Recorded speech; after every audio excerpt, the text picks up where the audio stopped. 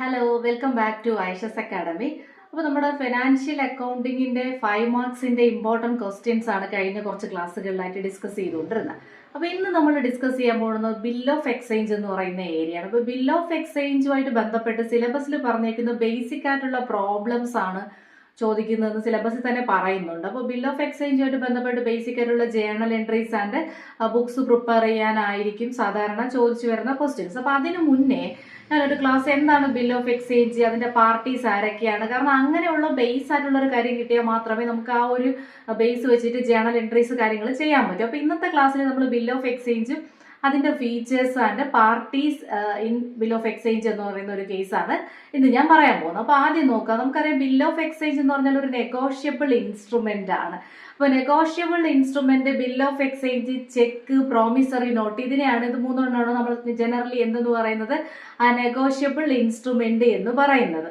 അപ്പോൾ അത്തരത്തിൽ ഈ നെഗോഷ്യബിൾ ഇൻസ്ട്രുമെന്റ്സിനെ റെഗുലേറ്റ് ചെയ്യാൻ വേണ്ടിയിട്ട് ഒരു ആക്ട് ഉണ്ട്. ഇതൊക്കെ നമ്മൾ ബേസിക്കലി കേട്ട് അറിയാവുന്ന കാര്യങ്ങളൊക്കെ തന്നെയാണ്. നെഗോഷ്യബിൾ ഇൻസ്ട്രുമെന്റ് ആക്ട് 1881 എന്ന് പറയുന്ന ആക്ടിന്റെ സെക്ഷൻ 5 ഈ നെഗോഷ്യബിൾ ഇൻസ്ട്രുമെന്റ് എന്താണെന്ന്, നമ്മുടെ ബിൽ ഓഫ് എക്സ്ചേഞ്ച് എന്താണെന്നുള്ളത് ഡിഫൈൻ ചെയ്തിരിക്കുന്നത്.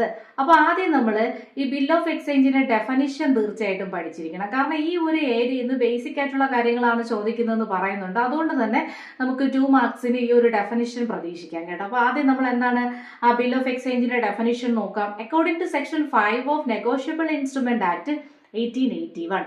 അപ്പോൾ ബിൽ ഓഫ് എക്സ്ചേഞ്ചിനെ ഡിഫൈൻ ചെയ്തേക്കുന്നത് ഏത് ആക്ടിലാണ്? Negotiable instrument ആക്ടിലാണ്. ഏത് സെക്ഷനിലാണ്? ആ സെക്ഷൻ 5 ഡിഫൈൻ ചെയ്തേക്കുന്നത്. അപ്പോൾ ഈ ഒരു ആക്ട് പ്രകാരം നമ്മുടെ ബിൽ ഓഫ് എക്സ്ചേഞ്ച് എന്താണെന്ന് വെച്ചാൽ, bill of exchange is an instrument in writing, അല്ലെ? ഇൻ റൈറ്റിംഗ് എഴുതി തയ്യാറാക്കിയിട്ടുള്ള ഒരു ഇൻസ്ട്രുമെന്റ് ആണ് ബിൽ ഓഫ് എക്സ്ചേഞ്ച് എന്ന് പറയുന്നു. Containing an unconditional order. എന്താണ് ഇതിനകത്ത് എഴുതി തയ്യാറാക്കിയിരിക്കുന്നത്? ഒരു അൺകണ്ടീഷണൽ ആയിട്ടുള്ള ഒരു ഓർഡർ ഇൻ റൈറ്റിംഗ് ആയിട്ടുള്ള ഒരു ഡോക്യുമെന്റ് ആണ് എന്തെന്ന് പറയുന്നത് നമ്മുടെ ബിൽ ഓഫ് എക്സ്ചേഞ്ച്. അതിന്റെ കൂടെ പറയുന്നു signed by the maker directing a certain person to pay a certain sum of money എന്ന് പറയുന്നുണ്ട്. എന്താണ് ഇത്? ഈ പറഞ്ഞിട്ടുള്ള എഴുതി തയ്യാറാക്കിയിട്ടുള്ള ഈ ബിൽ ഓഫ് എക്സ്ചേഞ്ച് അതിന്റെ ഡ്രോയർ അല്ലെങ്കിൽ മേക്കർ എന്ത് ചെയ്തിട്ടുണ്ടായിരിക്കണം? സൈൻ ചെയ്തിട്ടുണ്ടായിരിക്കണം. ഇത് എന്തിനു വേണ്ടിയിട്ടാണ് എഴുതി തയ്യാറാക്കിയെന്ന് വെച്ചാൽ ഇത് ഡയറക്റ്റ് ചെയ്യുകയാണ്. ഒരു സെർട്ടൻ പേഴ്സന്റെ അടുത്ത് എന്ത് ചെയ്യാണ്? ഡയറക്റ്റ് ചെയ്യുകയാണ്. എന്ത് ഡയറക്റ്റ് ചെയ്യുകയാണെന്ന് അറിയാമോ? Pay a certain sum of money only. ഈ പറഞ്ഞിട്ടുള്ള സ്പെസിഫിക് ആയിട്ടുള്ള എമൗണ്ട് എന്ത് ചെയ്യാൻ? പേയ്മെന്റ് ചെയ്യാൻ ഒരു വ്യക്തിയുടെ അടുത്ത് ഡയറക്റ്റ് ചെയ്യുന്ന അതിന് വേണ്ടിയിട്ടുള്ള ഒരു നിർദ്ദേശിക്കുന്ന ഒരു പേപ്പറിനെയാണ് നമ്മൾ എന്തെന്ന് പറയുന്നത്? ബിൽ ഓഫ് എക്സ്ചേഞ്ച് എന്ന് പറയുന്നത്. അപ്പോൾ or to the order of a certain person or to the bearer of the instrument. ഇപ്പൊ ഞാനൊരു ബിൽ ഓഫ് എക്സ്ചേഞ്ച് എഴുതി തയ്യാറാക്കി. അപ്പോൾ ബിൽ ഓഫ് എക്സ്ചേഞ്ച് എഴുതി തയ്യാറാക്കുന്ന സിറ്റുവേഷൻ ഏതാണെന്ന് ചോദിച്ചാൽ, ഇപ്പൊ ഞാൻ എൻ്റെ ബിസിനസ്സിലെ കുറച്ച് സാധനങ്ങൾ ഒരാൾക്ക് കടത്തിന് കൊടുത്തു, അല്ലേ? അപ്പൊ കടത്തിന് കൊടുക്കുന്ന ഈ ഒരു ക്രെഡിറ്റ് ട്രാൻസാക്ഷൻസ് വരുന്ന സാഹചര്യങ്ങളിലാണ് എന്തിന്റെ റെലവൻസ്? ബിൽ ഓഫ് എക്സ്ചേഞ്ചിന്റെ റെലവൻസ് വരുന്നത്. അപ്പൊ ഞാൻ എന്ത് ചെയ്തു? ഒരു ബില്ല് മേക്ക് ചെയ്തു. ഞാനാണ് ഈ ബില്ല് ഉണ്ടാക്കിയത്. അപ്പൊ ഞാൻ എന്നെ ഡ്രോയർ എന്നും പിന്നെ എന്തെന്നും പറയാം, മേക്കർ എന്നും പറയാം. ഞാൻ ആരൊക്കെയാണോ സാധനങ്ങൾ കടത്തിന് കൊടുത്തത് അവരെ കൊണ്ട് ഞാനിത് സൈൻ ചെയ്യിപ്പിക്കുന്നു. അവരാണ് എനിക്ക് പൈസ തരേണ്ടത്. എന്നിട്ട് ഞാൻ പറയുന്നു ഇന്ന ഡേറ്റിൽ ഇത്രയും രൂപ എനിക്ക് തരണം, അല്ലെങ്കിൽ ഞാൻ പറയുന്ന ഇന്ന ആളിന് കൊടുക്കണം എന്നുള്ള ഒരു ജസ്റ്റ് ഒരു ഡോക്യുമെന്റ്. അതിനെയാണ് നമ്മൾ എന്തെന്ന് പറയുന്ന ബിൽ ഓഫ് എക്സ്ചേഞ്ച്. അപ്പൊ ഡെഫിനിഷൻ ഷുവറായിട്ട് പഠിക്കുക.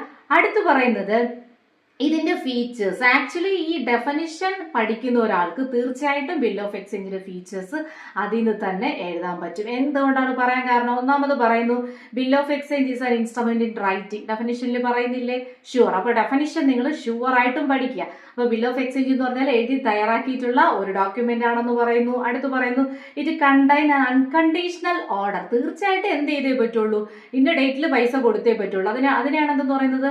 അൺകണ്ടീഷണൽ ഓർഡർ ആണ്. അപ്പോൾ ബിൽ ഓഫ് എക്സ്ചേഞ്ച് എന്ന് പറയുമ്പോൾ ഓർത്തിരിക്കേണ്ടത് ആ റൈറ്റിംഗ് ഫോർമാറ്റ് ആണ്, അൺകണ്ടീഷണൽ ഓർഡർ ആണ്. അടുത്ത് പറയുന്നു the order must be to pay money and money only. ഈ ഓർഡർ എന്ന് പറഞ്ഞാൽ എന്തിനു വേണ്ടിയിട്ടുള്ള ഓർഡർ മാത്രമാണ്? ഒരു മണി പേയ്മെന്റ് നടത്താൻ വേണ്ടി പൈസ കൊടുക്കാനുള്ള ഒരു ഓർഡർ മാത്രമാണ് ബിൽ ഓഫ് എക്സ്ചേഞ്ച് വഴി നമുക്ക് ചെയ്യാൻ പറ്റുന്നത്.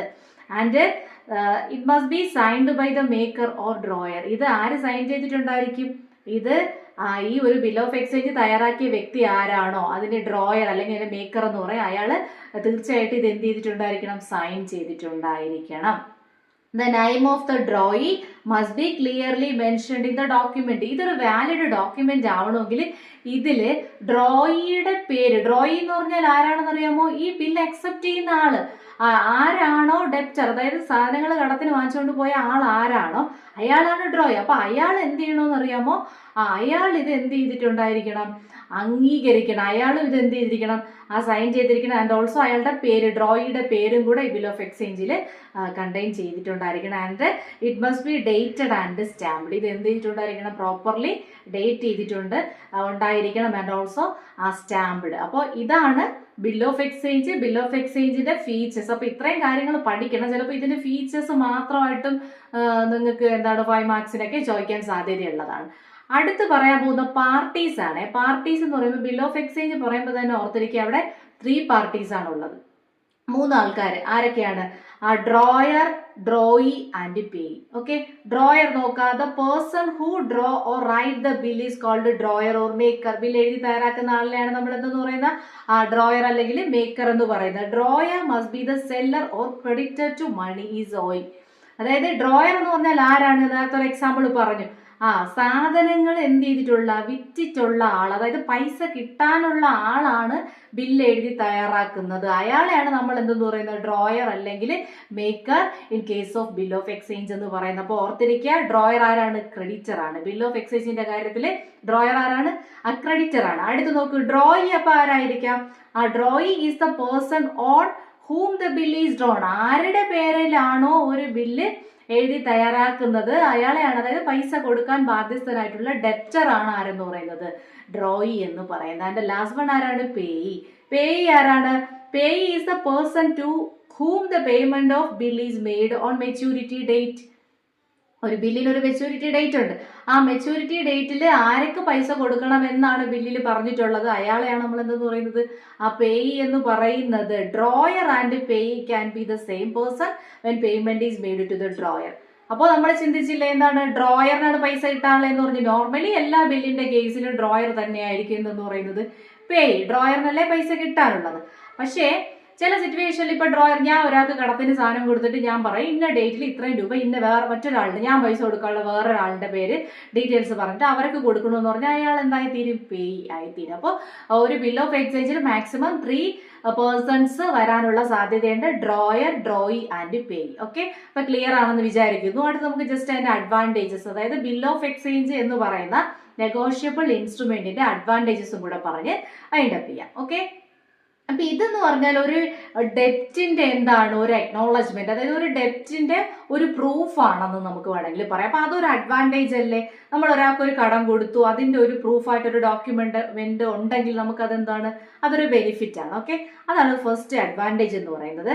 അടുത്ത് പറയുന്നത് to facilitate movement of capital because it's an instrument of credit. അല്ല, ഇതൊരു ക്രെഡിറ്റ് ഇൻസ്ട്രുമെന്റ് ആണ്. അതുകൊണ്ട് തന്നെ നമുക്ക് പറയാം ഇത് ക്യാപിറ്റലിന്റെ മൂവ്മെന്റ്. ദാറ്റ് മീൻസ് ഇപ്പോൾ ഒരു സാധനങ്ങൾ കടത്തിന്, ഒരു കൂട്ടം സാധനങ്ങൾ കടത്തിന് വെക്കുന്നു, അതിൽ നിന്ന് ഒരു കുറച്ച് ദിവസം കഴിയുമ്പോഴത്തേക്ക് എന്ത് കിട്ടുന്നു? പൈസ കിട്ടാനുള്ള ഒരു എഗ്രിമെന്റ് ആണെന്ന് നമുക്ക് പറയാം. അപ്പൊ അവിടെ എന്തുണ്ടാവുന്നു? ഒരു ക്യാപിറ്റൽ മൂവ്മെന്റ് ഉണ്ടാവുന്നു. അതിന് സഹായിക്കുന്ന ഒരു ടൂളാണ് ഏതെന്ന് പറയുന്നത്? ബിൽ ഓഫ് എക്സ്ചേഞ്ച് എന്ന് പറയും.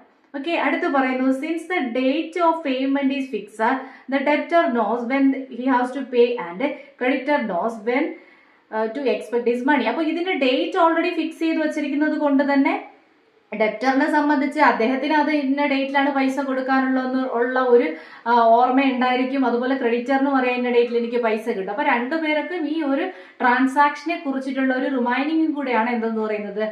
അത് നമ്മുടെ ബിൽ ഓഫ് എക്സ്ചേഞ്ച് എന്ന് പറയുന്നത്. The creditor can allow credit and at the same time capital is not locked. അപ്പോൾ ഈ ക്രെഡിറ്റർ ഇപ്പൊ സാധാരണ ഇപ്പൊ ഒരാള് ഇപ്പൊ ഒരു ബിസിനസ് നടത്തുന്നു, സാധനങ്ങൾ വിറ്റ് പോവാതിരിക്കുന്ന സാഹചര്യങ്ങളിൽ ആരെങ്കിലും കടത്തിന് ചോദിക്കുമ്പോൾ എന്ത് കടത്തിന് കൊടുക്കും? Credit transaction. അപ്പൊ അങ്ങനെ കൊടുക്കാതിരുന്ന ഈ സാധനങ്ങൾ ഇവിടെ തന്നെ എന്ത് ചെയ്യും? അങ്ങനെ ലോക്കായി പോലെ. അപ്പൊ അങ്ങനെ സംഭവിക്കാതെ ഈ ഒരു ക്യാപിറ്റലിന്റെ മൂവ്മെന്റ് ഇന്നല്ലെങ്കിൽ നാളെ, അതല്ലെങ്കിൽ അടുത്ത മാസവും പൈസ കിട്ടും എന്നുള്ളൊരു ഉറപ്പില് കൊടുക്കാൻ സഹായിക്കുന്ന ഒരു ടൂളാണ് ഏതെന്ന് പറയുന്നത്? ബിൽ ഓഫ് എക്സ്ചേഞ്ച് എന്ന് പറയുന്നത്. Okay, since it's a negotiable instrument it can easily be transferred in the settlement of debts. അപ്പോൾ ഇത് ഒരു നെഗോഷ്യബിൾ ഇൻസ്ട്രുമെന്റ് ആയതുകൊണ്ട് തന്നെ ഇത് ഈസി ആയിട്ട് നമുക്ക് എന്ത് ചെയ്യാൻ പറ്റും? ട്രാൻസ്ഫർ ചെയ്യാൻ പറ്റും എന്നും പറയുന്നു.